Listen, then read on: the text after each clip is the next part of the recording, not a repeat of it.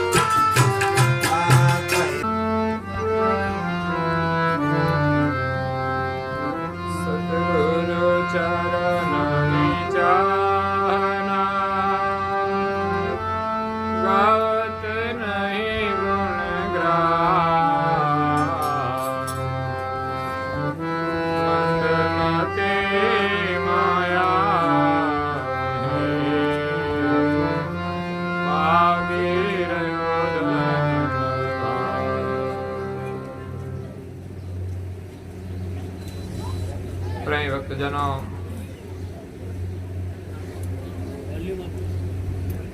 જ્ઞાન સંપ્રદાયના આદ્ય સ્થાપક અનંત બ્રહ્માંડાધીશ વિશ્વનિયંતા સકર્તા સતકૈવલના મહાદ સજાણ જાણ સ્વરૂપને અનેક ન્યાયો દ્વારા પ્રત્યક્ષ પ્રમાણથી સ્વ અનુભવથી પ્રતિપાદન કરી આપનાર પરમ મોક્ષના દાતા કૈવલ ધર્મ ધુરંધર મહાન સમર્થ પરમ શ્રેષ્ઠ પરમ વિભૂતિવાન પરમ દયાળુ પરમ કૃપા નિધિ સર્વજ્ઞ દિવ્ય પરમ ગુરુ શ્રીમદ કરુણા સાગર મહારાજ વિશ્વભરના મનુષ્ય તનધારી ચૈતન જીવાત્માઓને સંબોધીને યથાર્થ જ્ઞાનનો ઉપદેશ આપતા સ્વરચિત હસ્તા લેવા ગ્રંથની પ્રથમ અંગની અંતિમ ચોપાઈને વિશે ગુરુચરણનો મહિમા સમજાવતા કહે છે, ગુરુચરણની ચાહના ગાવત નહીં ગુણગ્રામ, મંદમતી માયા મહી પાગી રહ્યા ધનધામ। દિવ્ય પરમ ગુરુ કહે છે કે આ જગતની અંદર જગતના જીવો સદગુરુના ચરણની ચાહના કરતા નથી। જીવોના હૃદયમાં સદગુરુ પ્રત્યે સ્નેહ નથી। કદાચ ગુરુ કર્યા હોય એથી આપણું કલ્યાણ થઈ જતું નથી। કર્યા હોય તો સારી વાત છે, કારણ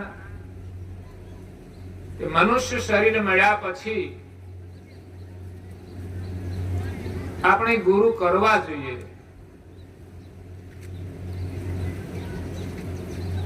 અને ગુરુ કરવાથી આપણને એક દીક્ષા મળે છે, મંત્ર મળે છે, એક સંસ્કાર પ્રાપ્ત થાય છે। ગુરુના ચરણમાં આપણી શ્રદ્ધા જોડાય છે। ધર્મની અંદર આપણું એક એડમિશન થાય છે। જેમ એક બાળકને ભણવું હોય તો સ્કૂલની અંદર એડમિશન કરવું પડે, પણ એડમિશન લેવા માત્રથી એ ભણી શકતો નથી। ભણવાની વિધિ આપણે જાણીએ છીએ, પણ ભક્તિની વિધિ જાણતા નથી। જેવી ભણવાની વિધિ છે એ જ પ્રમાણે જો આપણે અભ્યાસ કરીએ તો ચોક્કસ આપણું કલ્યાણ થાય, ચોક્કસ આપણે સુખી થઈએ। સંસારમાં તો માણસ ગમે તેટલો આગળ વધી જાય, સફળ થઈ જાય, તો પણ સુખની કોઈ ગેરંટી નથી।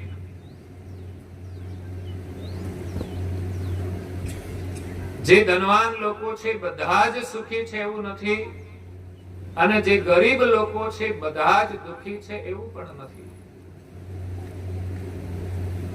સુખ અને દુઃખનો આધાર માણસના મન ઉપર છે. એટલે તો કવિ છોટન કહે છે,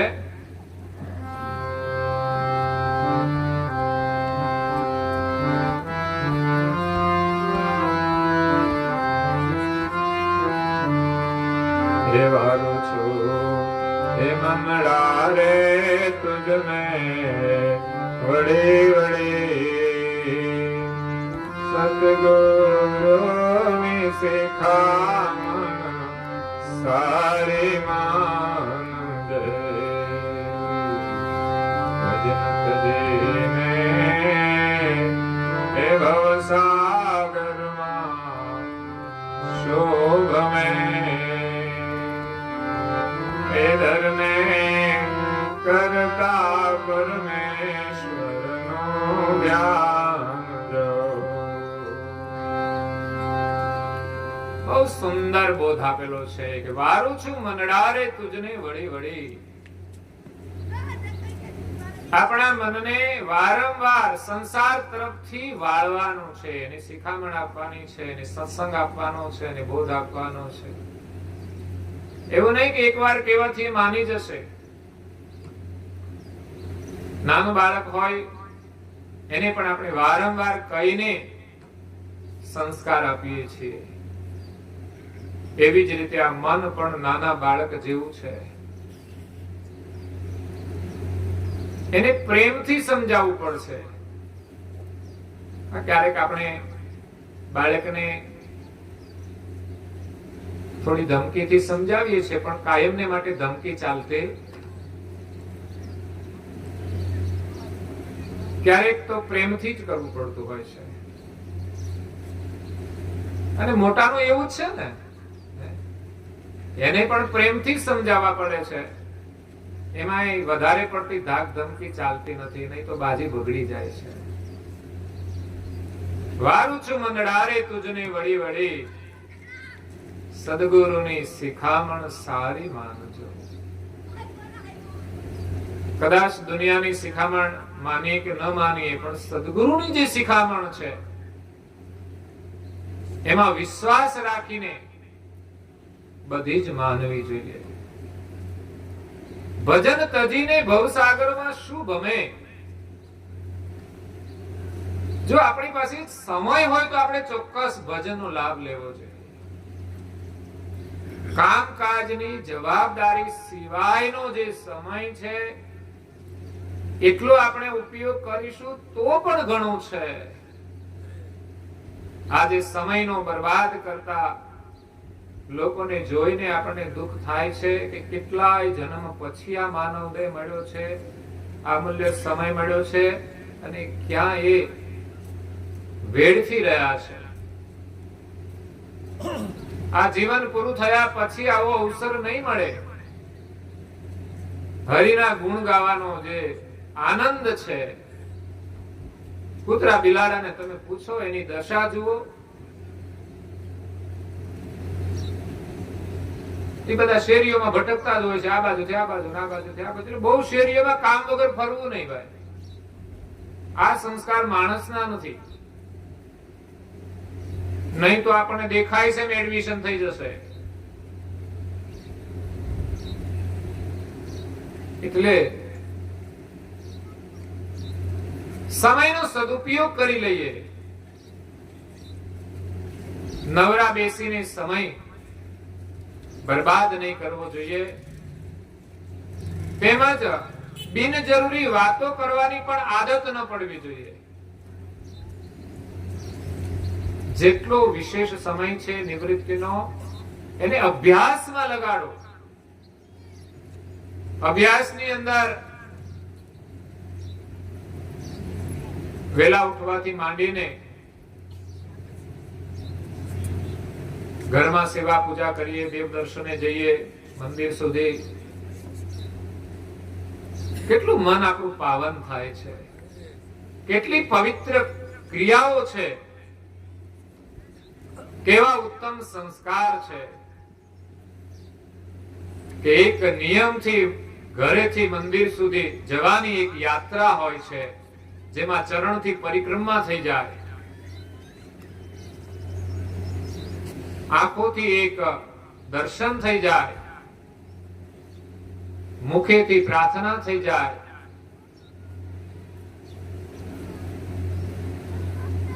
આવો એક અલભ્ય લાભ આપણને એક નાનકડી પ્રવૃત્તિ દ્વારા મળે છે. ગ્રંથનું અધ્યયન નિયમથી કરીએ, 15 મિનિટ રોજ કરવું જોઈએ. પરમ ગુરુના સ્વમુખે નીકળેલા વચનો સમજાય કે ન સમજાય, પણ 15 મિનિટ આપણે ક્રમશઃ કોઈ પણ એક ગ્રંથનું અધ્યયન કરી. આ જ શિક્ષણનો ઉત્તમમાં ઉત્તમ ઉપયોગ છે.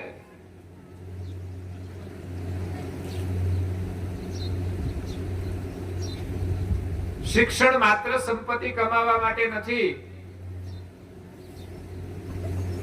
પરંતુ શિક્ષણ એ સંસ્કાર માટે છે. એટલે આપણને અક્ષર જ્ઞાન છે તો એનો ઉત્તમમાં ઉત્તમ ઉપયોગ, કોઈ પણ ધર્મનું ઉત્તમ સાહિત્ય છે એનું અધ્યયન કરવાથી આપણા વિચારોની શુદ્ધિ થાય છે.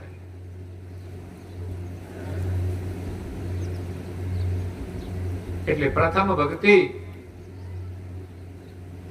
ધર્મ ગ્રંથોનો અભ્યાસ હોય કે સંતના સંગથી સત્સંગની પ્રાપ્તિ હોય.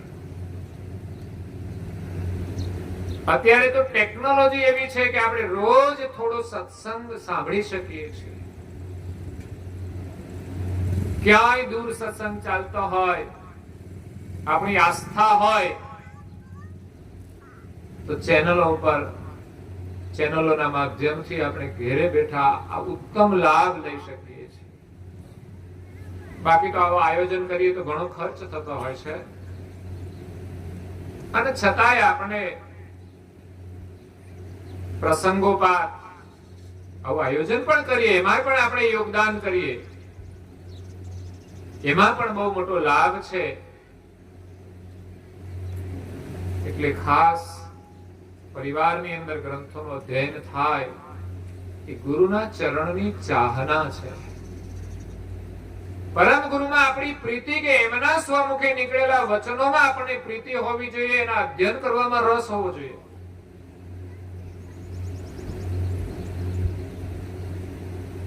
પણ લોકોને એમાં કંટાળો આવતો હોય અને વાતો કરવામાં તો આમ રસ પડે એટલો બધો કે ઊંઘ પણ ઉડી જાય.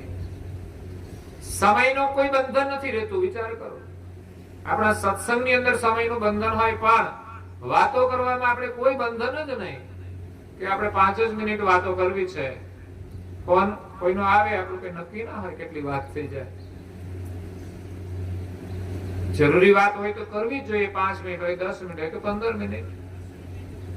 પણ શું બધી ફોન ઉપર જરૂરી જ વાતો આપણે કરીએ છીએ કે પછી સમય બરબાદ કરીએ છીએ? ફોનની અંદર જે કઈ ઉપયોગ કરીએ એમાં કેટલો જરૂરી કેટલો બિનજરૂરી એનો વિચાર કરવો જોઈએ. આપણે ત્યાં તો મોબાઈલ જરૂરી છે અને જીવનમાં વિક્ષેપ પણ કરે છે. એ સાવધાની બહુ જરૂરી છે.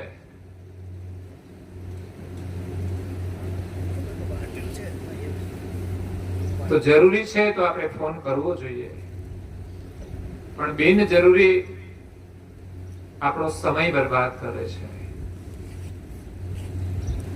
જેના કારણે લોકોને સવારે ભજન કરવાનો સમય મળતો નથી, પ્રાર્થના કરવાનો સમય મળતો નથી, પૂજન કરવાનો સમય મળતો નથી, ગ્રંથનું અધ્યયન કરવાનો સમય મળતો નથી.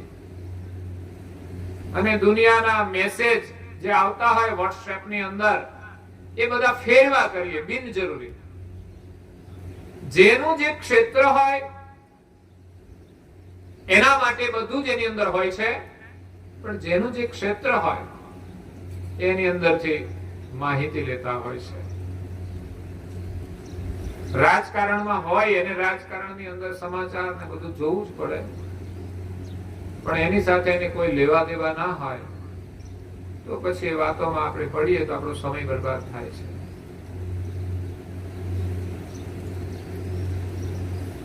ટેલિફોન આપણને સાધનામાં પણ વિક્ષેપ કરતો હોય છે. માનો કે અત્યારે જ કથા ચાલુ હોય, ટેલિફોનનું મહત્વ જ એટલું છે કે આપણે ચાલુમાં વાત તો કરી જ લેવી પડે. એ કલાક પછી થાય કેટલું મોટું નુકસાન થઈ જાય. આગ લાગી હોય ને આપણે ફાયર બ્રિગેડનો બંબો લઈને જવાનું હોય, એટલું મહત્વ આપણે ટેલિફોનના મેસેજને આપ્યું છે. ચાલુમાં જોયા કરે લોકો મેસેજ કોના કોના આવી ગયા. ખરેખર તો આવા કાર્યક્રમની અંદર આપણે સાયલેન્ટ હોવું જોઈએ કે સ્વિચ ઓફ પણ હોવા જોઈએ કે ભાઈ આપણે જે પ્રવૃત્તિ કરીએ છીએ એની સાથે રસમય થઈને કરીએ તો જ એમાંથી કંઈક લાભ મળે.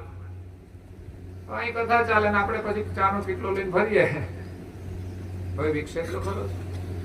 પછી ફોન હોય, આપણે ચાપ આવી જ જોઈએ એટલે આપણે જે શરૂ થાય ત્યારે કહી દઈએ. પછી મહેમાન આવતા હોય તો થોડી બહાર વ્યવસ્થા રાખી દઈએ કે જેથી કોઈ વિક્ષેપ નહીં. પછી આરતી ઉપાસના કરતા હોઈએ ઘરમાં ઘંટડી વાગે વાગે,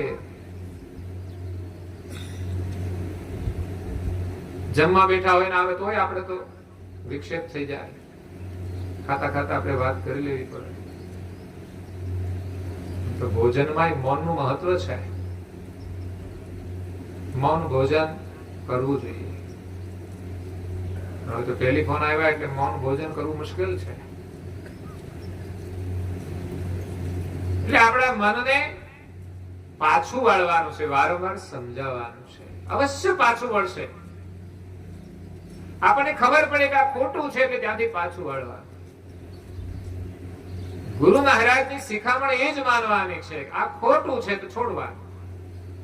પ્રયાસ ક્યારેય નહીં છોડવાનો.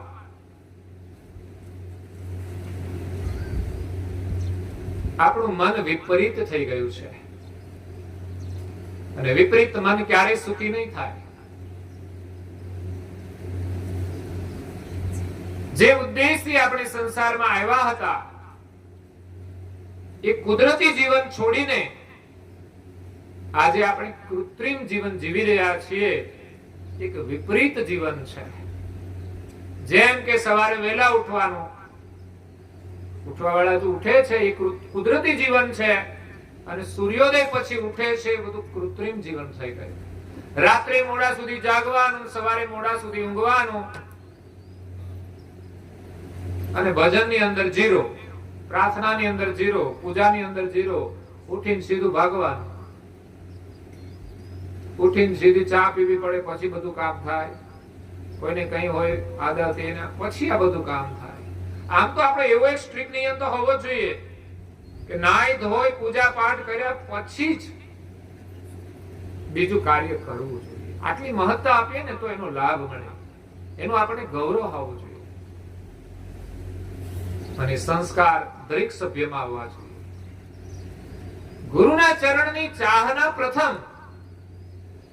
સવારે ઉઠતાની સાથે જે વિશુદ્ધ પ્રેમ છે, હજી લૌકિક કાર્ય શરૂ નથી કર્યું સિવાય કે નાવા ધોવાનું, પછી આપણે ગુરુ મહારાજના ચરણમાં બેસીને જે આપણી પરંપરા મુજબ અનુકૂળ સમય મુજબ નિયમથી આપણે પ્રાર્થના કરીએ, પૂજન કરીએ, તિલક કરીએ. નંબર પ્લેટ વગરની ગાડી કે જોઈશ ને ભાઈ, હાલે નહીં, ચાલે, બહુ સરસ ચાલે. નંબર પ્લેટ ના હોય ઊભી થોડી લે. પણ કેટલું જરૂરી છે, આ કોઈએ સંશોધન કર્યું છે કે ભાઈ ગાડી હોય પછી નંબર પ્લેટ જોઈએ. કારણ કે ગાડી ખોવાઈ ના જાય. ખોવાઈ જાય તો પાછી મળી જાય. નંબર પ્લેટ વગરની ગાડી ખોવાશે તો મળશે, 84 જતી રહેશે પછી મળશે નહીં. એટલે ગુરુ દીક્ષા અવશ્ય લેવી જોઈએ. અને ગુરુ દીક્ષાના પ્રતીક રૂપે જ આ તિલક છે. જો ગુરુ દીક્ષા લીધી હોય તો પરંપરાનું જે તિલક હોય અવશ્ય કરવું જ જોઈએ. હું તો પારાયણમાં મારું તે આમ ટેવ જ છે બધાને તિલક કરી આપવાની, કે કમસે કમ આજે અહીં પારાયણમાં આવ્યા છે તો એ તો લાભ લે બધા. આ એક જ વખતના સંસ્કાર એક બીજ રૂપે બની જતા હોય છે. જ્યારે પણ એને ભવિષ્યમાં પોષણ મળશે, આ જન્મે નહીં તો ફરી જન્મે, પણ એ પરમ ગુરુના ચરણમાં ચોક્કસ આવશે અને એનું કલ્યાણ થશે. અહીંયા સુધી આવ્યા છે તો પરમ ગુરુની વાણી પણ સાંભળે છે, એમનું દર્શન પણ કરે છે. આ બધા જ સંસ્કાર ભલે ધર્મ પાળતા હોય કે ન પાળતા હોય, પણ આ બધું સંસ્કારનું નિર્માણ થાય જ છે અને એનું પરિણામ આવે જ છે.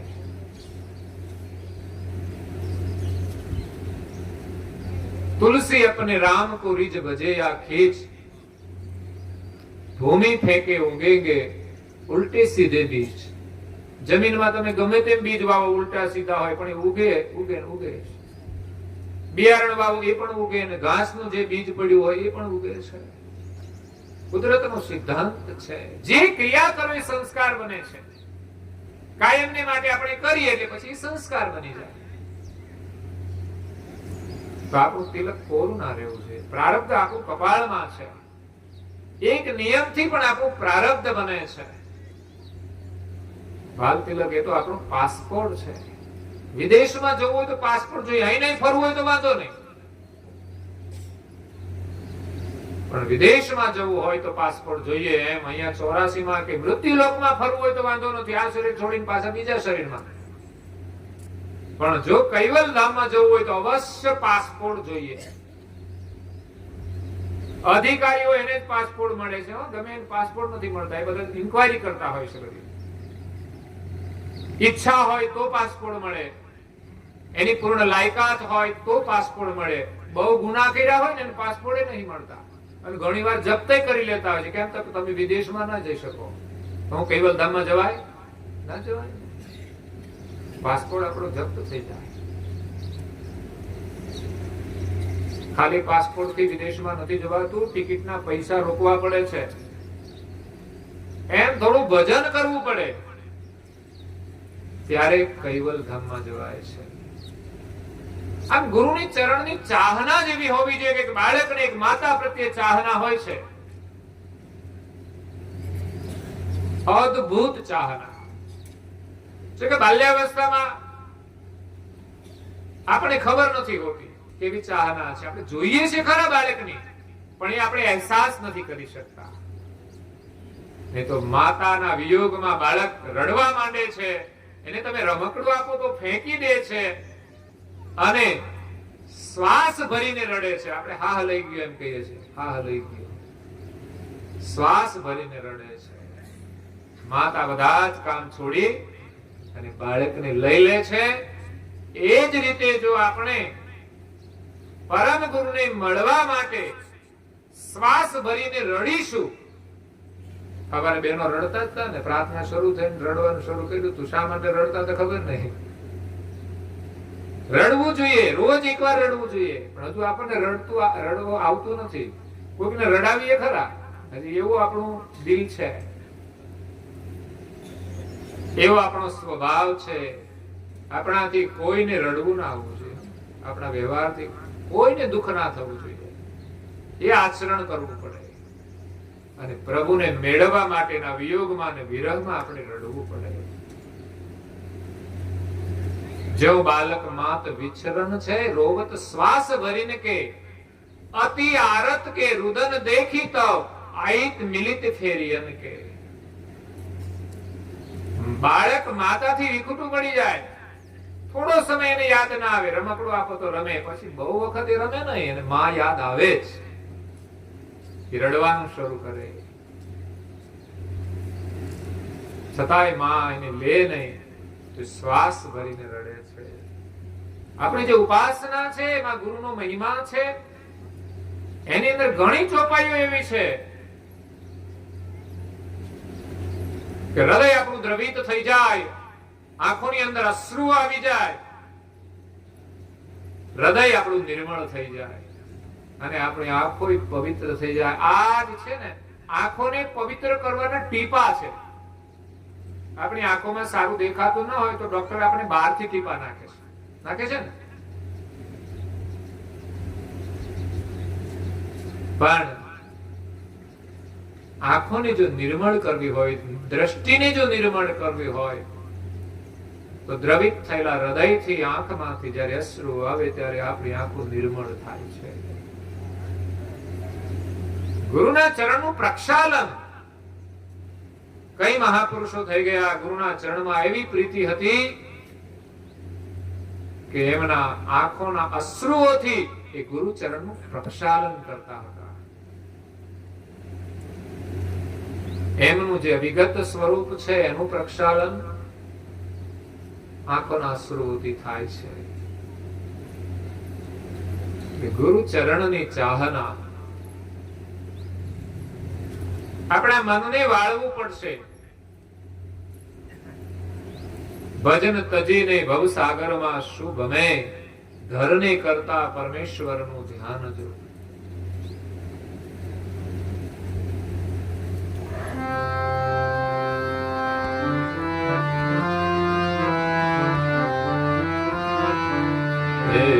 સુખ દુઃખ નું કારણ રે મન તું છે સદા.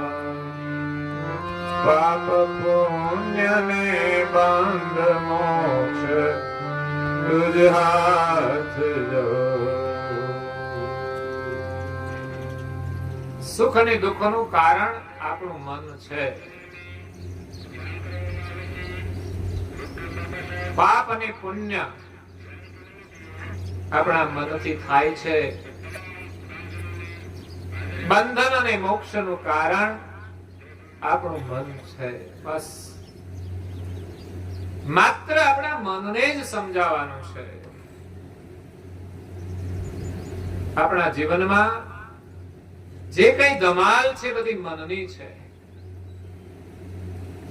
પણ સદગુરુના બોધથી એને સમજાવીશું તો મન શાંત થઈ જશે. ગુરુના ચરણની ચાહના કરશે તો એને સુખ શાંતિ મળશે, સમૃદ્ધિ મળશે. જેના આગળ દુનિયાના વૈભવનું કોઈ મહત્વ જ નથી એવી શાંતિ મળે છે. પરમ ગુરુ કહે છે મંદમતી માયામહી. મંદમતી જીવો છે જે માયાની અંદર પાગી રહ્યા ધન ધામ. આવાસની જરૂર છે, સંપત્તિની જરૂર છે, પણ માણસો તો પાગલ થઈ ગયા છે. એમ કે છે કે ભગવાન યાદ આવતા નથી, એના માટે સમય નથી મળતો, એને એ પાગલ પણ છે. ધન વગર ચાલે નહીં. ગ્રહસ્થ જીવનમાં અને સાધુને નથી ચાલતું તો ગ્રહસ્થને કેવી રીતે ચાલી શકે? એમાં બે પ્રકારના સાધુ છે. ચાલે પણ ખરું. સાધુની નિતાંત જરૂરિયાત બે જોડી કપડા છે, ત્રીજી જોડી નહીં.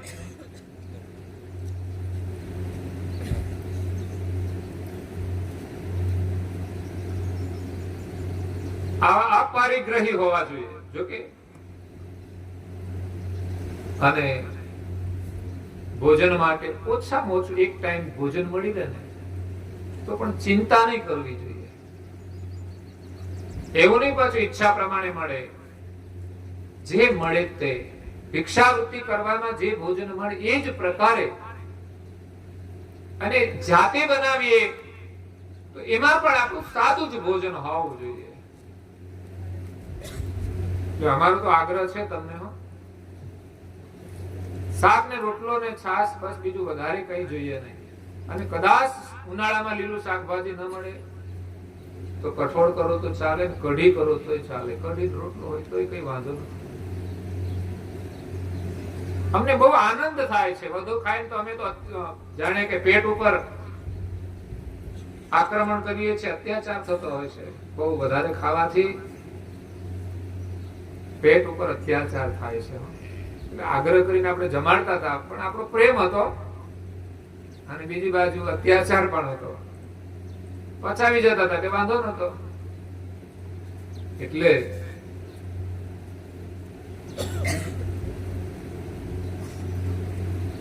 સાધુના જીવનની જરૂરિયાત 2 જોડી કપડા છે, 1 ટાઈમ ભોજન છે, અને જે આશ્રય મળી જાય ચાલી શકે છે.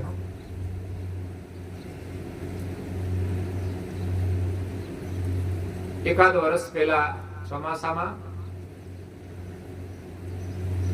આંતરરાષ્ટ્રીય રમત હતી.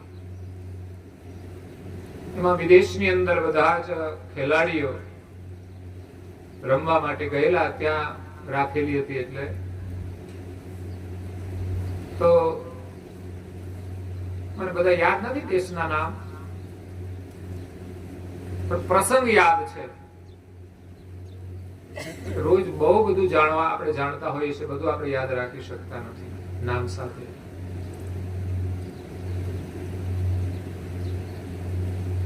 તો ત્યાં કોઈ ટીમને રમવાનું નહીં હોય, ફ્રી હશે, એટલે છોકરાઓ બધા યંગ હતા, બધા ફરવા ગયા. ગુફા જેવું હતું, એની અંદર આગળ ગયા. આગળ ગયા પછી ત્યાં તો એવું નહીં ચોમાસું હોય તો જ વરસાદ આવે, ત્યાં ગમે ત્યારે વરસાદ આવતો હોય એવા દેશોમાં. ગયા પછી એટલો બધો વરસાદ આવ્યો કે જે નીકળવાનો રસ્તો હતો એ પેક થઈ ગયો. છોકરાઓને નીકળવાનું મુશ્કેલ થઈ ગયું. 10 દિવસ સુધી છોકરાઓ અંદર જ રહ્યા. ત્યાં નહોતી પથારી, જ્યાં પથરા હશે, જે સ્થિતિ હશે એમાં જ રહ્યા. એને ખાવાનું ન મળ્યું, છતાં પણ કોઈ બાળક મૃત્યુ ન પામ્યો. જો ઘરમાં આપણે 10 દિવસ રહીએ ને તો કઈ નું કઈ થઈ જાય. કારણ કે હામું ભોજન હોય ને આપણે ભૂખ્યા રહી ના શકીએ તો વિપરીત અસર થાય. પણ ખબર જ છે કે હવે ભોજન મળવાનું જ નથી, એટલે મન ઉપર સંયમ આવી જાય. રહેવાની વ્યવસ્થા પણ કાયમ તો ઘરે કેવી રીતે બાળકો રહેતા હોય, અને આંતરરાષ્ટ્રીય લેવલે પહોંચ્યા હોય, બાળકો માટે સુવિધા અને સગવડ પણ હોય, છતાં પણ 10 દિવસ સુધી, પેલા તો અઠવાડિયું તો ખબર નહોતી કે બાળકો ગયા ક્યાં. પછી ખબર પડીને એને લેવા માટે ગયા, રેસ્ક્યુ કરીને. એટલે આપણે માનીએ છીએ કે આપણી જરૂરિયાત નથી. આ મન એવું છે કે એને જેવો અભ્યાસ થાય એવું બની જાય છે. આજે જે સ્થિતિ છે એમાં કુદરતી રીતે જો આપણી સ્થિતિ નબળી આવી જાય તો થોડા દિવસ દુઃખ થાય, પણ પછી સ્વીકારી લે છે કે હવે મારી આ જ સ્થિતિ છે, મારે આમ જ જીવવાનું છે. તો પછી આપણે સારી સ્થિતિમાં પ્રેમથી કેમ નથી રહી શકતા? શા માટે વ્યવસ્થા માટે લડીએ છીએ? ઘરમાં લડાઈ ઝઘડા શું છે? વસ્તુઓ માટે જ હોય છે. ન વસ્તુ હોય તો ઝઘડો નથી, પણ ઘરમાં આવે ત્યારે માથાકૂટ થાય છે, મતભેદ થાય છે, મન આવેશમાં આવી જાય છે, કઈ થઈ જાય છે. એટલે આપણા જીવનની જરૂરિયાત બહુ ઓછી છે, એનો અભ્યાસ હંમેશા રાખવો જોઈએ. આપણી પાસે વધારે હોય તોય બધું ઉપભોગ કરવું એવું નહીં. જેટલી જરૂરિયાત હોય એટલું જ વાપરવું. મને એક ભાઈએ 30,000 રૂપિયા એર કન્ડિશન આપ્યા છે, પણ હજુ એર કન્ડિશન ફિટ નથી કર્યું. મારે જરૂર નથી તો હું કરવાનું કહું.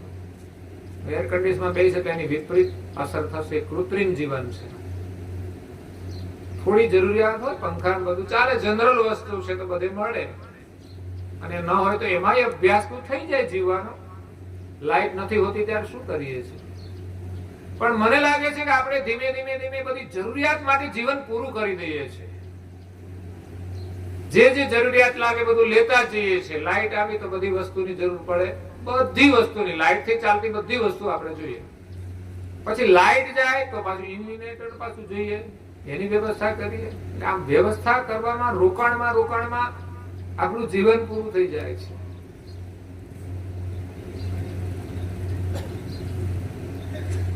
એટલે સદગુરુના ચરણની જે ચાહના છે એના માટે આપણને સમય નથી મળતો. વસ્તુમાં આપણી બહુ જ ચાહના છે, એટલી ચાહના પ્રભુમાં નથી. વસ્તુ કોઈ બગડે છે તો આપણને દુઃખ થાય છે.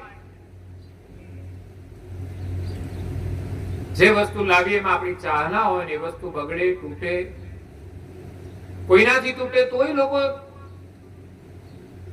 એને ખીજાતા હોય છે, વઢતા હોય છે. લડતા હોય છે. પુત્ર વધુથી કંઈક સારી વસ્તુ પડી ગઈ હાથમાં, તૂટી ગઈ, તો હવે તો એવું નથી રહ્યું કે સાસુ ઘરમાં બોલે. પણ એક સમય હતો કે, અને હજી સિરિયલો તો જોવા મળે, અને એવા ઘરો હોય હજુ. પણ એ વસ્તુની એક આસક્તિ છે, વસ્તુ તૂટવા માટે જ સર્જાઈ હતી, અને કોઈ નિમિત્તે તૂટી જાય. એક રાજા હતો, એને એક સરસ ફૂલદાનીઓ બનાવી એના રાજભવનની અંદર મૂકવા માટે. 50-60 જેટલી ફૂલદાનીઓ લગાવી અને એનો રાજભવન સુશોભિત થઈ ગયો. ફૂલદાનીઓ બનાવનાર એમણે ઇનામ આપ્યું. શું તે ફૂલદાનીઓ બનાવી છે? પછી રાજભવનની અંદર તો દાસ દાસીઓ પણ કામ કરતા હોય, નોકરો કામ કરતા હોય. જે માટે આજે મોટા લોકોના ઘરે પણ લોકો કામ કરે છે. એ બધી સાફ સુફ કરો, એક ફૂલદાની પડી ગઈ, પડી તો ફૂટી ગઈ. રાજાનો ગુસ્સો આસમાને પહોંચી ગયો. અને કારણ વગરના ગુસ્સાઓ બધાના પહોંચતા હોય છે આસમાને. કરવા જેવું હોય તો ઠીક છે, અને એ પણ સમ્યક ગુસ્સો હોય, કાં તો કોઈના હિત માટે કરેલો ગુસ્સો. પણ આ તો કઈક નુકસાન થયું, ઉલટાનું આપણે ગુસ્સો કરીને વધારે નુકસાન કરીએ, એના પ્રત્યે ભાવનાની અંદર અંતર થઈ જાય, આપણને પણ નુકસાન થઈ જાય, પરેશાની. ગુસ્સો કરવાથી વસ્તુ સાજી થઈ જતી નથી. લોકો એમ માને કે આપણે ગુસ્સો ના કરીએ તો પછી આવીને આવી ભૂલો કર્યા કરે. ના, એવું નથી હોતું. પ્રેમથી જેટલા લોકોને પોતાને કરી શકાય કે સમજાવી શકાય, એટલા કામો ગુસ્સાથી થતા નથી. ગુસ્સાને રોકવો કઈ રીતે, એ અભ્યાસ કરવો જોઈએ. ગુસ્સાને વધારવાનો નથી. રાજા છે એટલે થોડો તો વહીવટી ગુસ્સો તો હોય, તંત્રને અંકુશમાં રાખવા માટે. બાકી ઘણા લોકો સત્તાનો દુરુપયોગ કરતા હોય છે ગુસ્સાથી. એના સામે પડે તો પછી એનો વારો પડી જાય. સુરતમાં જતો હતો, 15 મિનિટ ગયા ને પછી નીકળ્યા. બાજુમાં બધી બાજુ પાર્કિંગ કરેલી હોય બાઈકો, ને આમ ગાડી જાય એવું છે. એક ભાઈ કોઈ એરિયાનો કોઈ દાદો હશે કે મોટો માણસ હશે, એની ગાડી એક બાજુ થયા, એક બાજુ રિક્ષા વાળો આવ્યો. રિક્ષા વાળા કે પાછી લઈ લે. રિક્ષા વાળા થોડી વાર લાગી, ત્યાં તો ગુસ્સામાં આવી ગયો ને. એની ભાષા તો પછી સારી હોય જ નહીં આવા લોકો. અને ગુસ્સામાં હંમેશા જે બોલાય ને એ કઈ વિવેક વાળું ના હોય. પછી તો ક્યાંથી આવે ખબર નહીં, ક્યાં એને મૂકેલું હોય સિક્રેટ, ત્યાંથી પછી બહાર નીકળે બધો કચરો. અપશબ્દો બોલવા માંડ્યો મા બાપ સામે.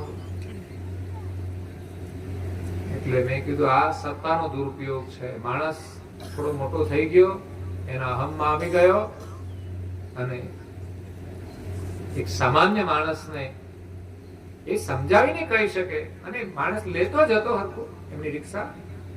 પણ સત્તાના અહમમાં માણસ ભાન ભૂલી જાય છે. મને એમ થાય કે આ રિક્ષા વાળાને આટલું હેરાન કરતો છે, આના ઘરવાળાની શું દશા થતી હશે. ઘણી બહેનો હેરાન થતી હોય છે આવા માણસોને ભટકાઈ જાય ને. અને ક્યારેક ક્યારેક બહાર આવતું હોય, ઘરમાં કશું ચાલતું ના હોય એવું બને.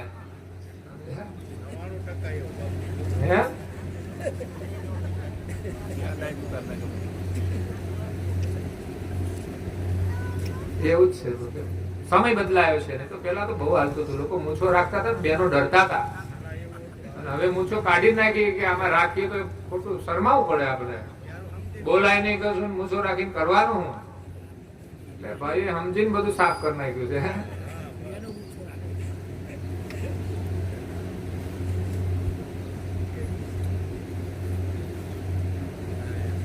એટલે રાજાનો ગુસ્સો તો આસમાને પહોંચી ગયો. પછી એક વ્યક્તિએ, એટલે રાજાએ હુકમ કર્યો એને કે આને સાબુકના આટલા અંતર મારી દો. ગરીબ માણસ હતો, ભૂલથી પડી ગયું અને એને સજા ભોગવવી પડી. પછી કોઈ સજ્જન માણસને ખબર પડી,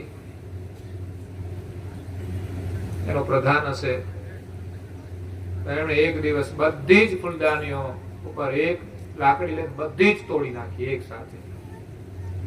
એક ફૂલદાની તૂટી તો રાજાનો ગુસ્સો ક્યાંય પહોંચી ગયો, આ બધી તોડી નાખી એક સાથે. રાજાને જે સજા કરવી હોય કરે. પણ રાજાએ પ્રધાન હતો એટલે પૂછ્યું, ગુસ્સો તો આવી જ ગયો, પણ પછી પૂછ્યું કે આવું કેમ કર્યું? તો કે આ જેટલી 60 ફૂલદાનીઓ છે ને, જ્યારે જ્યારે તૂટે ત્યારે ગમે તે માણસને સજા થાય એના કરતા એક સાથે બધી તોડી નાખવું, એટલે પછી બીજાને કોઈને સજા ના થાય. એટલે બોધ લેવાનો હોય છે આમાંથી. રાજાને પણ બોધ મળી જાય, સમજાય જાય કે ભાઈ કારણ વગરના કોઈ માણસને આપણે દંડ કરીએ. નાની સી વસ્તુ છે, તૂટી ગઈ તૂટી ગઈ. એટલે વસ્તુમાં આપણી આસક્તિ વધારે છે. નાની નાની કેટલી વસ્તુમાં આપણી આસક્તિ છે. બિનજરૂરી કચરો આપણે કેટલો ઘરમાં ભરીએ છીએ, એમાંય આપણું મન રોકાતું હોય છે. પણ નિયમથી આપણે સદગુરુના ચરણમાં ચાહના રાખીને પ્રાર્થના, સેવા, પૂજા, પાઠ કરવું જોઈએ. ગુરુ ચરણની ચાહના ગાવત નહીં ગુણગ્રામ. લોકો એના ગુણગાન નથી ગાતા. જરૂરી વાતો ચોક્કસ કરીએ, સામાજિક વ્યવહાર હોય. અમારે તો લગ્ન પ્રસંગ હોય તો અમે ઘણી વાર જઈએ છીએ સત્સંગમાં. તો સત્સંગ રાખે, ઘરે ઉપાસના પણ રાખે, સગા સંબંધીઓ આવ્યા હોય બધા જ આ રીતે બેસી જાય ને પ્રાર્થના થાય ને સત્સંગ થાય. તો આ કેટલા ઉમદા સંસ્કાર છે કે લગ્ન પ્રસંગમાં આપણે એવું આયોજન રાખવું જોઈએ. કોઈને બોલાવીને કરો કે તમે એમ જ કરો કે ભાઈ સંધ્યાનો સમય થયો છે, આપણે બધા પ્રાર્થના કરીશું અને પછી ભોજન પ્રસાદ લઈશું.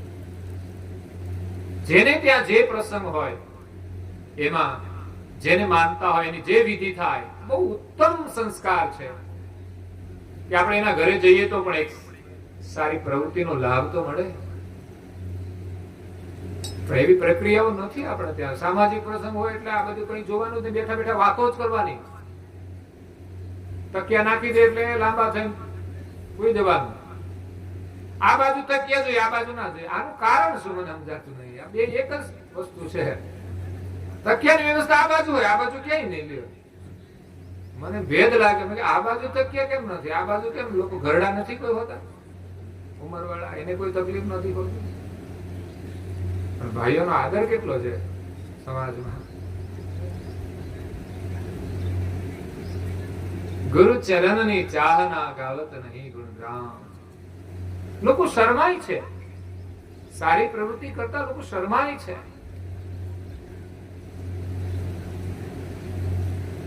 અને ફેશનની પ્રવૃત્તિમાં કોઈ શરમ આવતી. શરમાય એવા કપડા લોકો પહેરતા હોય છે. ભાઈઓ પહેરે છે, એવું નહીં બહેનો જ પહેરે. ભાઈઓ ચંડા પહેરીને ફરતા હોય છે, ગામમાં ફરતા હોય. નાઇટ ડ્રેસ રાત ઘરમાં પહેરવાનો હોય અને સુવાનું હોય ત્યારે પહેરવાનો હોય. એની જગ્યાએ એને તો વિઝા મળી ગયા આખા ગામના, ગમે ત્યાં જઈને ફરાય લ્યો. બહેનોનો નાઇટ ડ્રેસ હોય એ ફરતા હોય માર્કેટોમાં. બોલો, શહેરમાં તમે જાઓ ને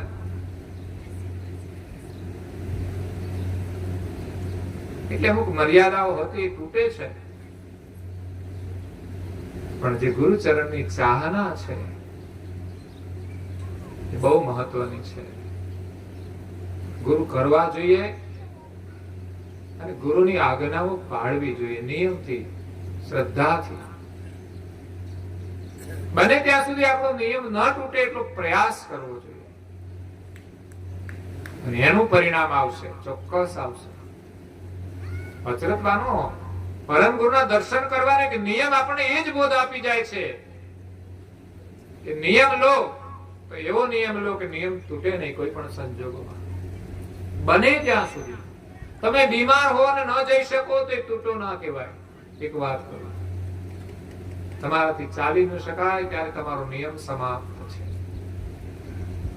તમે બહારગામ ગયા હો તો તમારો નિયમ નથી રહેતો. પણ ઘરે છો અને સમય પણ હોય છે, અને આપણે ત્યાં તો લગ્ન પ્રસંગ હોય ને આપણે એમ કે આપણે તો બહુ કામ હોય એટલે પછી આજે ના જવાયું મંદિરે. પણ એક જૈન ભક્ત હતા, એને એક વ્રત હતું અને એ તારીખ ની ખબર નહીં અને લગ્ન ની એ તારીખ લઈ લીધી. છોકરાઓએ બંને થઈ ગયું ભેગું, અને આ વ્રત ની અંદર તો એમણે બધું કામકાજ છોડીને એના જૈન મંદિરમાં જઈને એને ઉપાશ્રયમાં જઈને જે કરવાનું એ બધું કરવાનું. એમને ઘરે છોકરાના લગ્ન હતા અને એ એના પિતા એ એનો ઉપવાસ એનો નિયમ હતો એને પાલન કર્યું. કઈ લગ્ન અટકી ના જાય, ઉલટાના છોકરાઓને આશીર્વાદ મળે. સાહેબ,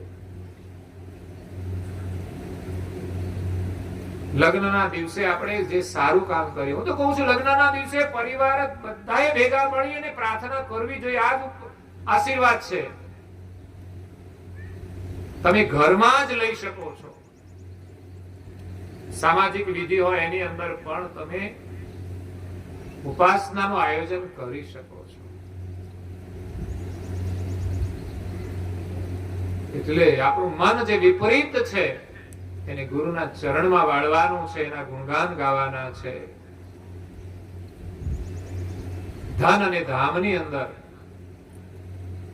એની પાછળ આપણે પાગલ નથી થવાનું કે આપણું કર્તવ્ય પણ આપણે ભૂલી જઈએ.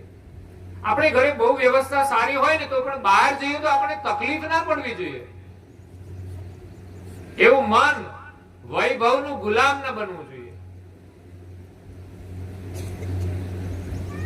આપણે ઘરે જે આપણા પ્રારબ્ધ અનુસાર આપણને સગવડ મળે તો તમે રહી શકો છો,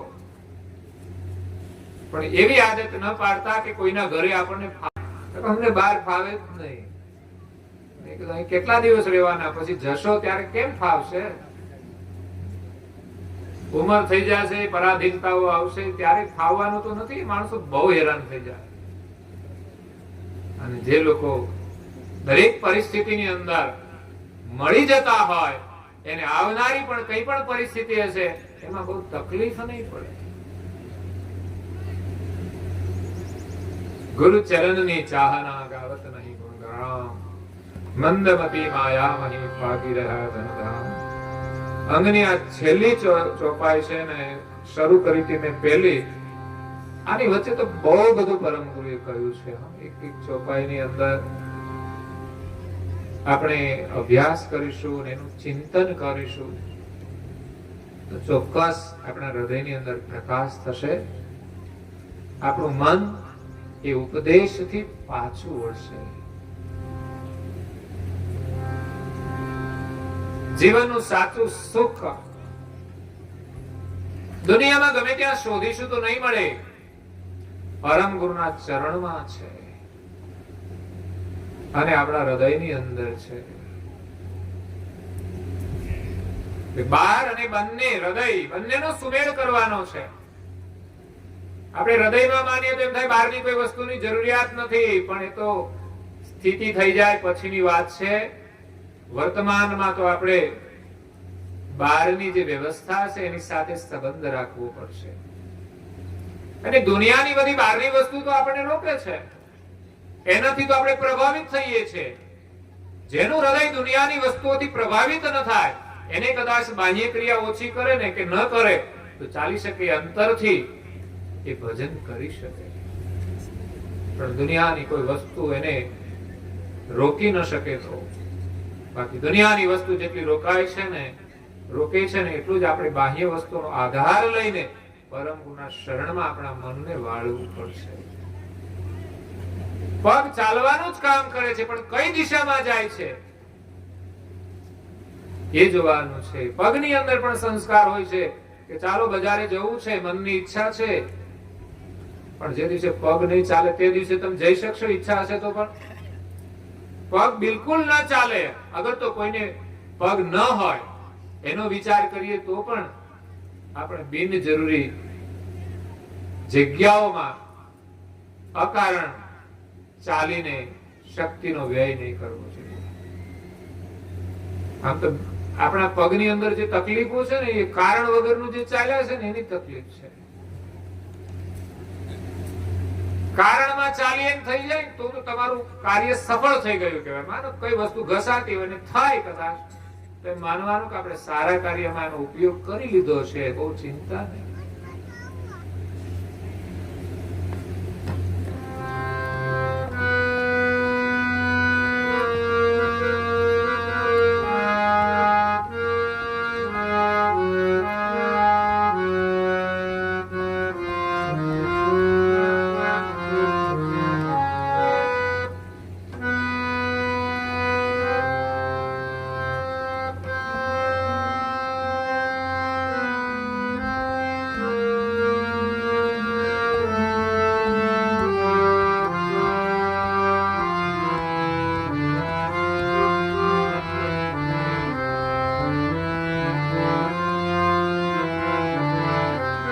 મને લાગ્યો તમારો નાદ વાલા, હવે તમારી યાદ શરણાવે નહીં છોડું, શરણાવે નહીં છોડું. એ સુખ શાંતિ છે ગુરુ શરણમાં, સાચું મને સમજા. સુખ શાંતિ છે ગુરુ ચરણમાં, સાચું મને સમજા. ગુરુમુખી થઈને જ્ઞાન લેવાનો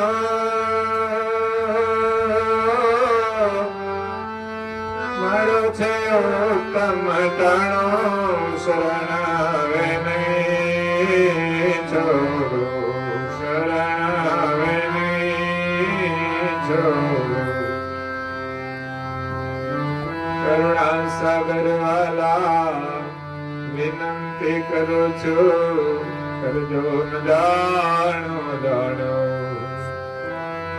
એ કરુણા સાગર વાલા વિનંતી કરું છું, કરજો ન જાણો જાણો. એ દાસ રણ છોડના દીવાના દિલના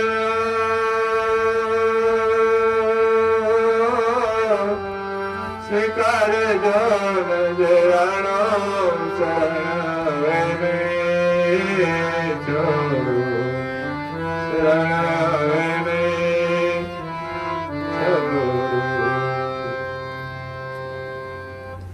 બહુ અદભુત ભાવનાથી ભરેલું, પ્રાર્થનાથી ભરેલું આ ભજન છે. મને લાગ્યો તમારો નાદ. ગુરુના વચનોમાં જે પ્રીતિ થઈ જાય છે એ ગુરુનો નાદ છે. નાદ લાગી જાય ને, આપણે કોઈ ભજન સાંભળીએ છીએ ઘણી વાર ને આપણે બહુ ગમી જાય ને, અંદર ઉતરી જાય, નાદ લાગી જાય એટલે પછી એને ગાવું ન પડે, અંદરથી આમ ગવાયા જ કરે, રટાયા જ કરે. એ નાદ લાગી જાય છે. મને લાગ્યો તમારો નાદ વાલા, આવે તમારી યાદ. એનો જે નાદ છે એની યાદ અપાવે છે.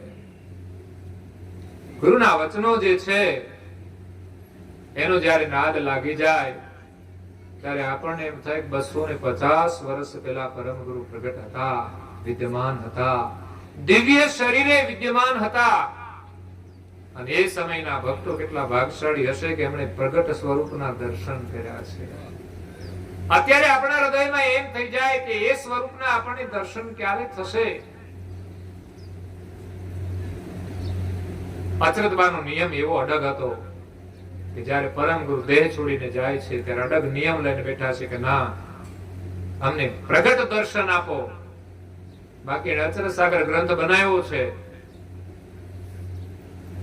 3 મહિના સુધી તપ કરીને એનો અનુભવ કર્યો, એનો સાક્ષાત્કાર થયો, છતાં પણ એને પ્રગટ દર્શનની જે ચાહના રાખી છે એ કેવું અલૌકિક સ્વરૂપ હશે, કેવી અચરજવાની પ્રીતિ હશે. એમ અહીંયા આપણા સામે ફોટો સ્વરૂપ હોય કે મંદિરમાં મૂર્તિ સ્વરૂપ હોય, કરુણાસાગર બાપજી અહીંયા બિરાજમાન છે, એમાં આપણી પ્રીતિ હોવી જોઈએ. પણ જો બાજુમાં આપણો ફોટો હોય તો આપણે આપણો ફોટો વધારે જોઈએ, બોલો હે કે નહીં? ઘણાના મોબાઈલ ઉપર અમે જોઈએ ને તો પ્રોફાઇલ પર ફોટા હોય, ઘણાના ભક્તોના ફોટા પરમ ગુરુના હોય છે, ઘણાના તો ઘરવાળીના ફોટા હોય. કે આટલો આદર ઘરમાં આપતા હોય તો સારું કહેવાય, પ્રોફાઇલ ઉપર રાખે છે,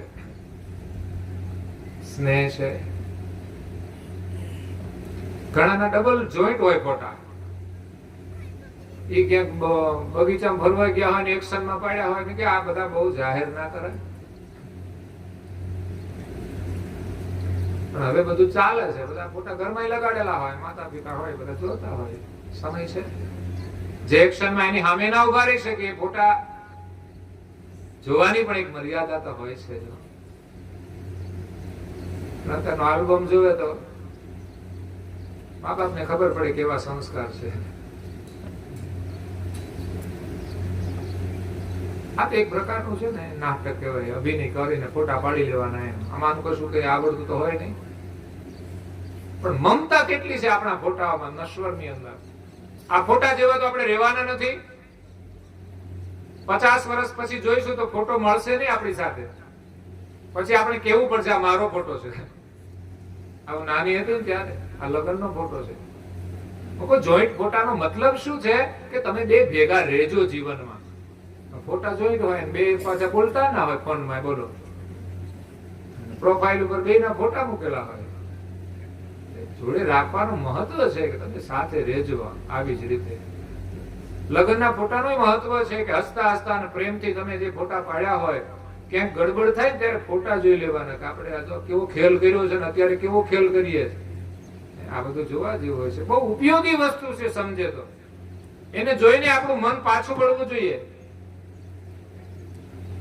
પછી બેન હોય કે ભાઈ હોય, મને લાગ્યો તમારો નાદ વાલા, હવે તમારી યાદ, શરણ હવે હું નહીં છોડું.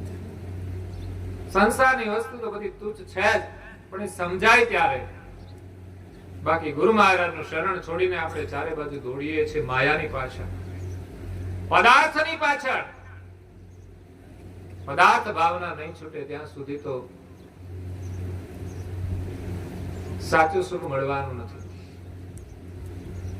પદાર્થની ભાવના છૂટ્યા પછી સૂક્ષ્મ દેહની ભાવનાઓ આવતી હોય છે, એની અસ્મિ હોય છે કે વસ્તુ મળ્યા પછી આપણને અભિમાન આવે છે. દેહોસ્મી છે, જીવોસ્મી છે, શિવોસ્મી પણ છે. માણસ ધર્મના માર્ગે ચાલે પછી પણ અસ્મિઓ છે. પદાર્થ છૂટી જાય, કદાચ પદાર્થ છૂટી જાય તો પણ સાધનાની અંદર અસ્મિઓ પડેલી છે. સૂક્ષ્મ દેહની જીવોસ્મી છે, કારણ દેહની શિવોસ્મી છે. આગળ બ્રહ્માસ્મી છે. બ્રહ્મની અસ્મિ પણ આવરણ રૂપ છે જે આપણા સ્વરૂપ સાથે મળવા નથી દેતી. હું બ્રહ્મ છું, એ પણ એક સૂક્ષ્મમાં સૂક્ષ્મ આવરણ છે.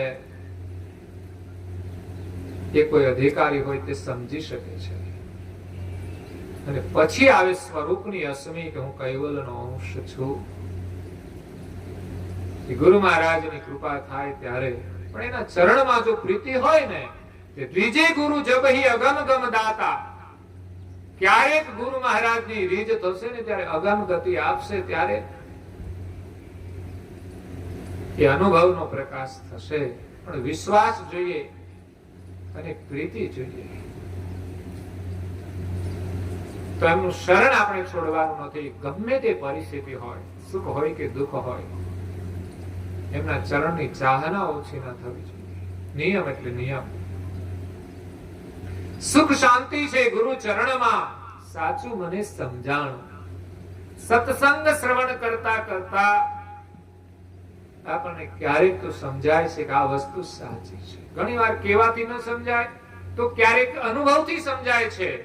ઘરમાં કલેશ ને ઝઘડા ને કંઈ પણ થાય વ્યવસાયમાં પણ કંઈક ગોથા ખાઈ જઈએ ત્યારે સમજાય કે આમાં ક્યાંય સાચું સુખ નથી. સુખ શાંતિ છે ગુરુ ચરણમાં, સાચું મને સમજાણું. ગુરુમુખી થઈને જ્ઞાન લેવાનું આ મળ્યું છે ઉત્તમ ટાણું. તો ગુરુમુખી બનવાનું છે. ગુરુની આજ્ઞાઓને પ્રાથમિકતા આપવાની છે. કંઠી આપણે બંધાવી હોય તો કંઠી અવશ્ય રાખો શ્રદ્ધાથી. એક રક્ષાનું કવચ છે. તિલક પણ કરો જે આપણને જીવનની દિશા આપે છે. પૂજન કરો પરમ ગુરુના ચરણ કમળનો, અને એનાથી તિલક થાય તો પરમ ગુરુની પૂજાનો લાભ તો અદ્ભુત છે. છોટમે એક ભજનની અંદર આખી પૂજાનું મહત્વ સમજાયું કે કેટલો લાભ મળે છે. નારણદાસજી મહારાજશ્રી પણ ગુરુ મહિમામાં કોઈ વસ્તુ બાકી નથી રાખી. હું તો કહું છું કે જે અનુયાયી હોય એ ભક્તના ઘરમાં ગુરુ મહિમાનો પાઠ થવો જ જોઈએ. બધા કરે તો સારું છે, પણ મેં કહ્યું તેમ કોઈ એક વ્યક્તિ તો અવશ્ય કરવી જોઈએ. અને કોઈ બિલકુલ ન કરતા હોય તો ગુરુ મહિમા જે સાખી છે ને, એ સાર છે ગુરુ મહિમાનો. સવાર સાંજ બંને પાઠમાં આવે છે. તો મિનિમમ નાના બાળકો હોય કે જેને સમય ન હોય તો અવશ્ય ગુરુ મહિમા સાખીનો તો આપણે પાઠ કરીએ. ઓછો સમય હોય ને વધુ સમય, પછી અઠવાડિયામાં એકવાર આપણે સમય લઈ લઈએ થોડું વધારે કરવાનો. અને પૂર્ણિમાનું વ્રત હોય એ દિવસે બધા જ નિયમ પડાય પૂર્ણપણે, એવું આપણે વ્રત કરીએ ને પ્રયાસ કરીએ. મોટા ભાગે તો બેનો વ્રત કરે છે.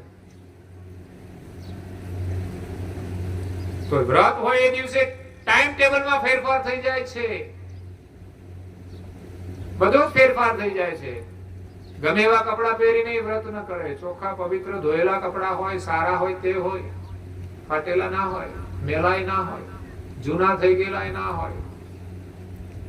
સારા કપડા પહેરીને બહુધા બહેનો જે દિવસે વ્રત કરે તે દિવસે અવશ્ય સાડી પહેરે. જે ન પહેરતા હોય એ પણ ગામડાની અંદર પહેરે એવું નહીં, શહેરમાં પણ પહેરે. અને મોટી જે અભિનેત્રી હોય, સેલિબ્રિટી હોય, એ પણ પહેરતી હોય છે. આપણે જોયું છે એવું. લગ્નમાં પણ આ મર્યાદાઓ સચવાય છે. એટલે સમજાય છે કે આ જે સંસ્કૃતિ છે મહત્વની છે. કે મોટા મોટા લોકો, ફેશનેબલ લોકો પણ આ પ્રસંગોની અંદર સંસ્કૃતિનો આદર કરે છે. એટલે પૂર્ણિમાનું વ્રત, પરમ ગુરુની પૂજાની થાળી લઈને તમે પૂજા અર્પણ કરવા જાઓ. પુષ્પો છે જે હોય, ચોખા, ચંદન, જેમ દેવ મંદિરમાં બધા જાય છે આપણે પણ કરી શકીએ. પછી એવું નહીં વિચારવાનું કે આપણે ક્યાં ક્યાં લખ્યું છે. પણ આદિકાળથી જે પરંપરાઓ સંસ્કારની ચાલી આવે છે એ તો દેખાય છે ને. પરમ ગુરુએ વેદ શાસ્ત્રો વાંચવાનું પણ કહ્યું છે. એમાં કર્તાનું સ્થાપન નથી, પણ બીજું તો નિયમમાં રહેવાનું ઘણું બધું જ્ઞાન છે આચાર વિચારનું. એટલે આ બધા વ્રતો આપણને ઉપદેશ આપે છે કે આપણે પરમ ગુરુને સ્નાન કરાવીએ. ઘરમાં પણ આપણે પૂજા હોવી જોઈએ. ચાંદીની પ્રતિમા રાખીએ. હું તો આ પ્રતિમા છે એમાંય પણ ચંદન રોજ કરીએ ને પાછું બીજા દિવસે પાણી જળથી ચંદન લઈને એ ચરણામૃત બનાવીએ. પછી આખો ફૂટો જળથી સાફ કરીને પછી સ્વચ્છ કપડાથી આપણે લૂછી નાખીએ તો એ સ્નાન વિધિ અને પૂજા થાય છે. રોજે તમે સ્વચ્છ કરો અને પૂજન કરો કે પૂજાનો અદ્ભુત ભાવ મળે છે આપણને. રોજની આપણી પૂજા હોય ને એનું પણ એક અદ્ભુત પરિણામ છે. જે દિવસે પૂજા ન કરો તે દિવસે તમને આમ કઈ લાગવું જોઈએ કે આજે પૂજા થઈ નથી ને એટલે કઈ ચેન પડતું નથી. પણ ઘણાને તો ખબર જ ના પડે કે આ કામ હતું એટલે ચાલી ગયું. પણ ના, આખો દિવસ એમ અજંપો રહેવો જોઈએ કે આજે મંદિરે જવાયું નહીં, આજે આ પૂજા થઈ નહીં, આજે તિલક ના થયું. આ થવું જોઈએ. એના આ બધી વિધિ છે ને એના ચરણમાં સુખ છે. જો સાંસારિક ક્રિયાઓથી જ આપણું મન બહિર્મુખ થયું છે તો પૂજા આદિ વિધિથી જ આપણું મન અંતર્મુખ થશે. અને મહારાજે જે પ્રાણાયામની બધી વાત કરી ને તો સાધુએ પહેલા કરવાનું સમજ્યા. એને સમજણ પડે, બાકીના તો સમજણ પડે નાય પડે બધી. આ પ્રાણાયામની વસ્તુ સાધના રોજ કરે ને બહુ સમય ત્યારે થાય એવું છે. એ મૂળની વસ્તુ છે. પણ આપણે પૂજા પાઠથી જો એકાગ્રતા આવશે ને તો આપણે અંદર ખબર નહીં હોય ને પ્રાણની, પણ સ્થિતિ તો પ્રાપ્ત થશે તમને. આનંદમાં તમે રહેશો, તમારું મન બહાર ક્યાંય ભટકશે નહીં. એટલે વ્યસની માણસ વ્યસન નથી કરતો અને ચેન જ નથી પડતું. વિચાર કરો, ઘરમાં પૈસા ના હોય તો વ્યસન તો કરવાનું છે. અને આપણા ઘરમાં પૈસા ના હોય ને આપણે કોઈ દિવસ ધર્મ તો ના કરીએ, હોય તો કરીએ, ના હોય તો ના થાય ને. પણ વ્યસન હોય સેવા, મહિને 1000 નું હોય 2000 નું વ્યસન, એ ગમે તે પરિસ્થિતિમાં, કોરોના હોય ગમે ત્યાંથી લઈને પીવે તો ખરા ને ખાય તો ખરા. અત્યારે તો શરાબનું ભયંકર વ્યસન આવી રહ્યું છે. આવી પેઢીને સાવધાન રહેવાની જરૂર છે. ઇન્દ્રિયોના સ્વાદથી આપણે સુરક્ષિત રહેવાનું છે. જે અસુર પંક્તિના જીવો છે એ અખાદ્ય ચીજો ખાય છે. અસુર પંક્તિના જીવો કયા છે? એક મહાત્માએ બાલકૃષ્ણ ઇન્દ્રિયોના ઉપર સંયમની વાત કરી ત્યારે તો અસુર પંક્તિમાં આપણે જવાનું નથી. આપણો જે કુદરતી આહાર છે એનું જ સેવન કરવાનું. એટલે સુખ શાંતિ છે ગુરુ ચરણમાં, સાચું મને સમજાણું. ગુરુમુખી થઈને જ્ઞાન લેવાનું મળ્યું છે ઉત્તમ ટાણું. સત્સંગ સાંભળો, ગ્રંથ વાંચો, કોઈની સાથે સજ્જનોની સાથે બેસો. તમે તમારું મન સ્વાભાવિક કોઈ સત્સંગી સાથે આકર્ષાવું જોઈએ કે ત્યાંથી આપણે કંઈક સારી વાતો મળશે, સારા વિચાર મળશે. રોજ આપણને નવા અને સારા અને ઉત્તમ વિચારો થોડા મળી જાય તો આપણું મન ખુશ થઈ જવું જોઈએ. અને બિનજરૂરી કચરો હોય ને ત્યાં જવું નહીં. આપણને ખબર પડે 1 વાર 2 વાર 3 વાર, પછી બંધ કરવું પડે. આ કચરા પેટી ઉચકાવાનો ધંધો આપણે ક્યાં કરવાનો? આપણે તો હીરા માણેકનો વેપાર કરવાનો છે, ઉત્તમ વસ્તુનો વેપાર કરવાનો છે. ગુરુમુખી થઈને જ્ઞાન લેવાનું મળ્યું છે ઉત્તમ ટાણું. કરુણા સાગર વાલા વિનંતી કરું છું. વિનંતી ને પ્રાર્થના કર્યા વગર પરમ ગુરુ આપણને લઈ જશે નહીં.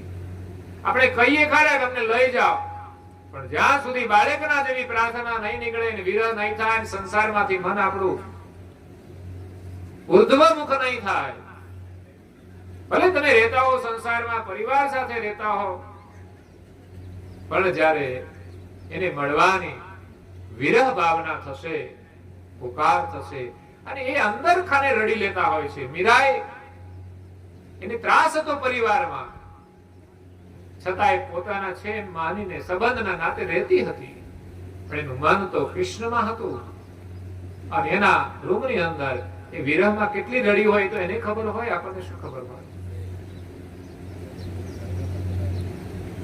એટલે કરુણા સાગર વાલા આપણે ભજનો ગાઈએ છીએ ને, એ પણ એક આપણને ભજન ગાયા પછી આમ અહેસાસ થવો જોઈએ કે આજે ભજન ગાયું છે. ભાવ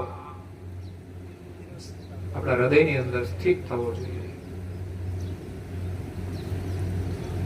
મને આવા ભજનો બહુ ગમે છે કે જે પ્રાર્થના ના હોય. ઘણા ભજનો પ્રાર્થનાના મને બહુ પ્રિય છે. મને ગાવાનો બહુ શોખ છે, પણ બહુ એટલી બધી ગાયકી નથી ફાવતી.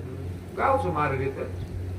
વગાડવાનો બહુ ઇન્ટરેસ્ટ છે, પણ કલાકારો ગાતા હોય ત્યારે આમ જુસ્સો આવી જાય કે ભગવાન ક્યારે તો આમ ગાવાનું આપશે. થોડું આપણે અભ્યાસ કરવો પડે, પણ ટાઈમ મળતો નથી રિયાઝ કરવાનો. જે કલાકારો હોય ને બહુ રિયાઝ કરતા હોય છે, ભગવાનના સ્મરણનો રિયાઝ કરીને ત્યારે એની સાથે એકતાર થાય. આની પાછળ કેટલી મહેનતો હોય છે. આપણે એમ કે કલાકાર 1 કલાકમાં આવ્યો ને એટલે લઈ ગયો, પણ આગળના તો કલાકો ગણો એના અભ્યાસના. એમ કઈ સ્ટેજ ઉપર બેસાતું હોય ને વગાડાતું હોય તો શું જોઈએ? એટલે પ્રાર્થનાના જે ભજનો છે, કરુણા સાગર વાલા વિનંતી કરું છું, કરજો ને જાણ્યું અજાણ્યું. એનાથી તો અજાણ્યું છે જ નહીં, પણ આપણે ભાવના વ્યક્ત કરવી પડે, એ ભાવ ભરવો પડે. અને આ પણ એક બહુ અદ્ભુત સંશોધન મને લાગે છે કે મહાપુરુષોએ જે અનુભવ કર્યો છે કે પરમાત્માને કેવી રીતે રીઝવી શકાય. જાણી તો લીધા કે આ પરમ ગુરુ છે, આ કૈવલ છે, મંત્ર છે, ભજન ગાઈ પણ નાખીએ, પણ રીઝવવાના પ્રકાર એમાં આપી દીધા છે, જીવન જીવવાની પદ્ધતિ બતાવી દીધી છે. ગાવાનો એક આનંદ હોય છે, પણ ગાયને આપણે કાર્ય સમાપ્ત નથી કરવાનું. ગાયા પછી આપણા કાર્યનો પ્રારંભ થતો હોય છે. સત્સંગ સાંભળીને સમાપ્ત નથી કરવાનું, સત્સંગ સાંભળ્યા પછી આપણા કાર્યનો પ્રારંભ થતો હોય છે. કરુણા સાગર વાલા વિનંતી કરું છું, કરજો ન જાણ્યો જાણ. દાસ રણછોડના દીવાના દિલનું. આ દિલ કેવું છે? તો કે દીવાનું છે. મેં તો દીવાના દીવાના દીવાના. સાંભળ્યું છે તમે ક્યાંક? તો મેં સાંભળ્યું છે, તમે સાંભળ્યું હોય ને. પણ દુનિયા કોની પાછળ દીવાની થઈ છે? મંદમતી માયામહી પાગી રહ્યા ધનધામ. દીવાના છે. ભયા મસ્ત મતવાલા મસ્ત દીવાના, તરણાવત જગ જોઈ. સામ્રત ગુરુ શિર પર હી બિરાજે, તાતે ડરું નહીં કોઈ. સંતો અલગ ખોજો ઘટે નહીં, સોરી. સંતો ગુરુ ચરણ કા ઉપાસી, ગુરુ ચરણ કા ઉપાસી. ગુરુપદ સેવો સોઈ. બધા ગુરુ ચરણના જ ભજનો છે. આપણે ત્યાં ઘોડી પદો જે સુંદર પદો છે, બધા રોજ પ્રાર્થના થાય ને તો પણ આ રસ મળી જાય છે. પ્રાર્થનાનું બહુ મહત્વ છે. જોકે ઘણીવાર યંત્રવતે પ્રાર્થનાઓ ચાલતી હોય છે કે પાઠ થઈ જાય. પ્રાર્થનાને પાઠને પ્રાર્થનાનું સ્વરૂપ બનાવવું પડશે. પાઠ થાય સારું છે, જે રીતે કરે, પણ કરે ત્યાં સુધી આપણે સારું માનવાનું. ગમે ત્યારે કરતા કરતા કરતા મન થોડું સ્થિર તો થશે ગમે ત્યારે. એટલે હું કહું છું કે તમે જે આવે ને એને ટીકા નહીં કરતા, જેવું કરે ને એવું કરવા દેજો. એ આવતો બંધ ના થઈ જાય, એ મહત્વનું છે. કારણ કે આવવા માત્રથી પરિપૂર્ણતા આવતી નથી, કરવા માત્રથી પરિપૂર્ણતા આવતી નથી. બહુ સમય લાગશે. અને આ લોકોને સમય હોય ને તો મને વહેલું કહીશ પૂરું કરવાનું, હું બંધ કરવાનો છું. નહીં તો પછી આવજો ને ક્યારેક સાંજે આવ્યા હોય તો લાગી જાત મેળ. સાંજે ભજનનો પ્રોગ્રામ હતો.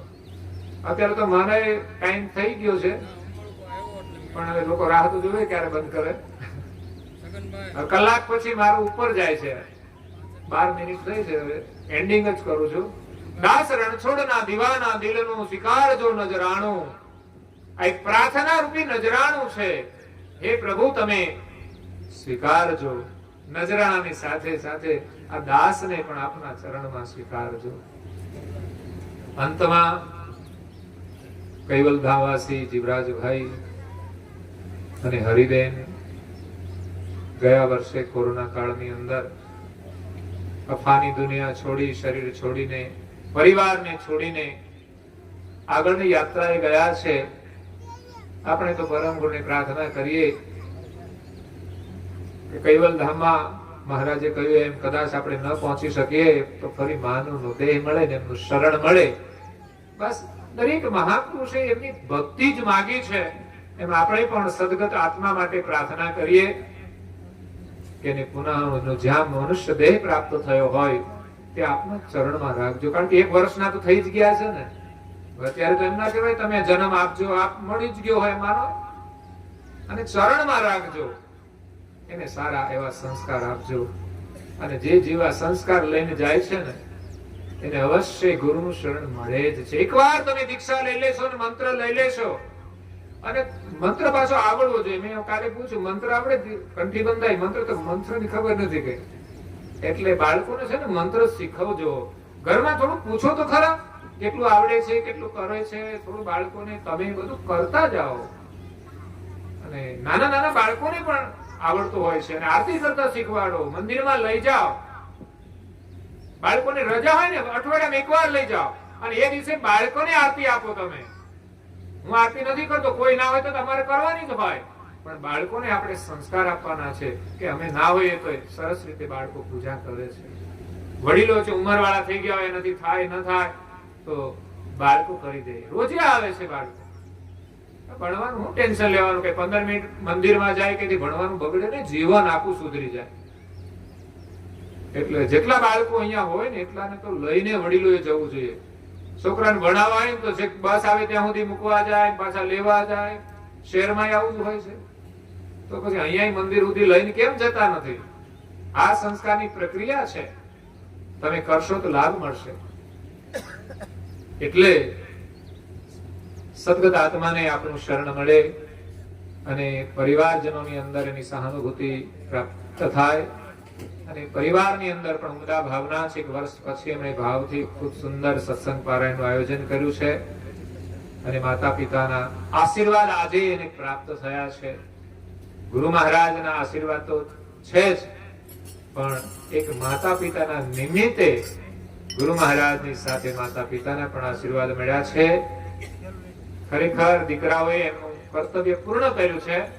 નહીં તો મા બાપના ઋણમાંથી આપણે છૂટી ન શકીએ, પણ આવું જયારે આત્મકલ્યાણનું કાર્ય થાય ત્યારે માતા પિતાના ઋણમાંથી પણ આપણે છૂટી શકીએ છીએ.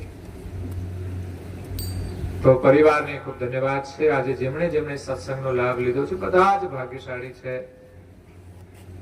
આવા પવિત્ર વચનોનો લાભ એ ખરેખર આપણા જીવન માટે આશીર્વાદ રૂપ છે.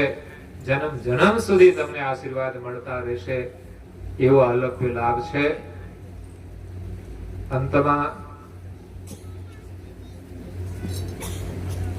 સર્વ સંતાન કી શ્રી શિવદેવન કી શ્રી જ્ઞાન સંપ્રદાય કી શ્રી કાયમ પંથ કી શ્રી ગગન મઢી કી શ્રી નિર્ગુણ ધુણી કી श्री मुक्त द्वार की श्री ब्रह्म क्षेत्र की श्री सच्चिदानंद शाखा की श्री अचंत अखाड़ा की श्री अविगत गादी की श्री बाल तिलक की श्री रसोई करावे उनकी श्री उनके माता पिता की श्री उनके बाल गोपाल की श्री उनके गुरु गोविंद की श्री गुरु गादी सारसापुरी की श्री कैवल धाम की श्री दाता भोक्ता की श्री बोलना हरे गुरु महाराज की जय। श्रीमद करुणा सागर महाराज की भोजन थाल पुणातिका साहे